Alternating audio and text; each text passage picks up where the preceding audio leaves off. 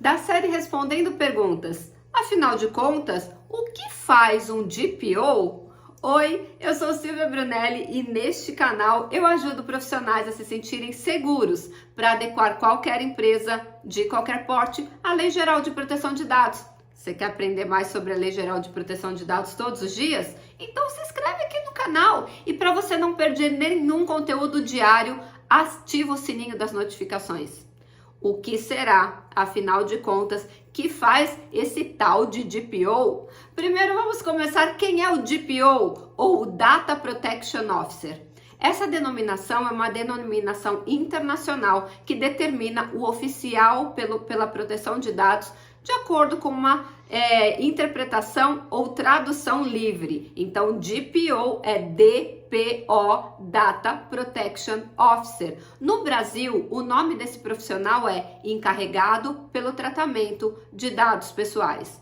Mas por que todo mundo chama de DPO? Número 1, porque ao redor do mundo essa é a nomenclatura. Número 2, de acordo com o trabalho que foi feito pela Associação Nacional dos Profissionais de Privacidade de Dados, do qual eu sou fundadora, nós trabalhamos junto ao Ministério do Trabalho e da Economia e conseguimos a classificação brasileira de ocupações, um código, se você for registrado CLT como DPO, é o número 1421-35, ou seja, é uma profissão regulamentada, já tem lá o númerozinho para você colocar na sua carteira de trabalho. Legal, né? Anota aí então, 1421-35. E de acordo com isso, você pode ter 3 nomes.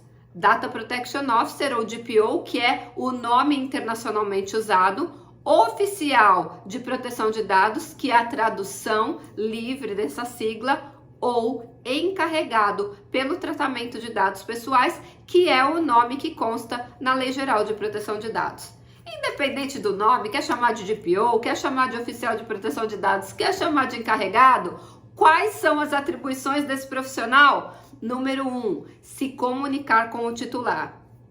Quem é o titular? Hashtag somos todos titulares. De acordo com o artigo 17 da Lei Geral de Proteção de Dados, a toda pessoa natural é garantida a titularidade dos seus dados. Então, qualquer pessoa que estiver viva infelizmente, a Lei Geral de Proteção de Dados esqueceu do tratamento das pessoas mortas. E olha que eu tenho um inventário aqui no escritório que já tem 18 anos. Estamos há 18 anos tratando os dados de pessoas que já faleceram e a LGPD tem essa pequena falha, esqueceram das pessoas mortas. Então saiba que a Lei Geral de Proteção de Dados protege os direitos, protege os dados pessoais apenas das pessoas que estão vivas, ok? Muito bem, então hashtag somos todos titulares. Primeira atribuição do DPO, então, é se comunicar com essa pessoa, com o titular, recebendo as reclamações dele ou requisições, atendendo ou prestando esclarecimentos.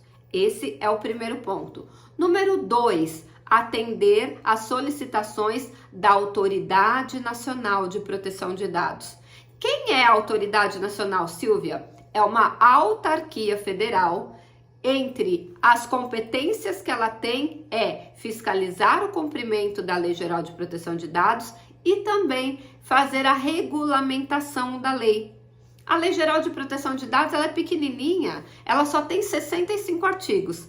Só que desses 65 artigos, pasme, 23 dependem de regulamentação. Apenas 3 regulamentações até a data de hoje, quando estou fazendo esse vídeo, foram feitas pela Autoridade Nacional. Então você vai receber, você DPO encarregado, vai receber a solicitação da Autoridade Nacional e prestar providências, né? E fazer o que for solicitado por ela. Às vezes é só um esclarecimento, às vezes é o início de um processo de fiscalização. E saiba, se aquele controlador não estiver colaborando com o processo de fiscalização, ele também pode receber uma sanção administrativa ou uma multa por essa prática. Número 3, dar treinamento aos empregados e também aos contratados daquele controlador a respeito das práticas do tratamento dos dados pessoais em cumprimento à Lei Geral de Proteção de Dados.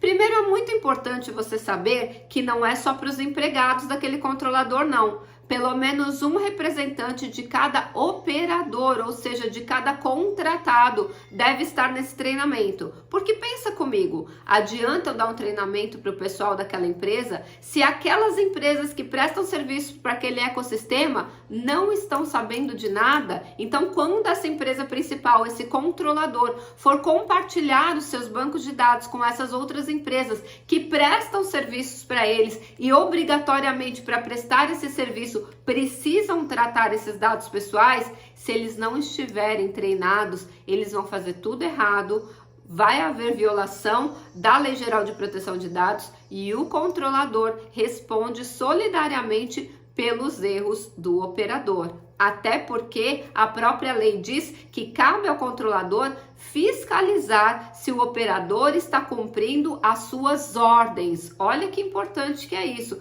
Tá lá no capítulo que fala de responsabilidade civil. Então, olha só que importante você conhecer as atribuições ou as funções do encarregado pelo tratamento de dados pessoais ou DPO. Só que não acabou por aí não. Tem o item 4, que é qualquer outra atribuição que o controlador lhe impute, ou seja, na hora de fazer um contrato de trabalho, ele pode colocar outras funções além dessas, ou se a autoridade nacional fizer uma regulamentação aumentando as atribuições deste que é um dos principais personagens da Lei Geral de Proteção de Dados.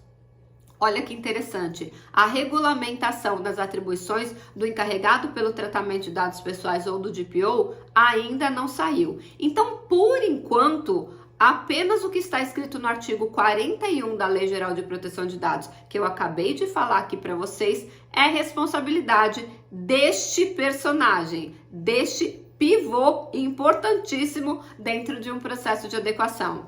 Agora, uma coisa que vocês precisam ter muito forte na cabecinha de vocês: ser o DPO ou encarregado pelo tratamento de dados pessoais, por enquanto se restringe a essas atividades. Agora, você pode perguntar, calma, Silvia, mas o processo de adequação, a proteção efetiva dos dados, não é responsabilidade desse personagem? De acordo com a Lei Geral de Proteção de Dados, não.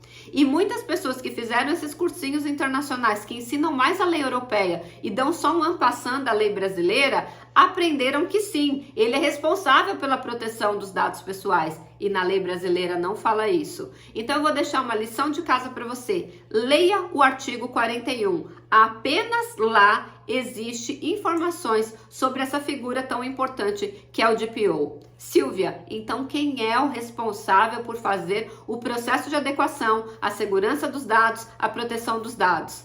Isso é papel do consultor em adequação.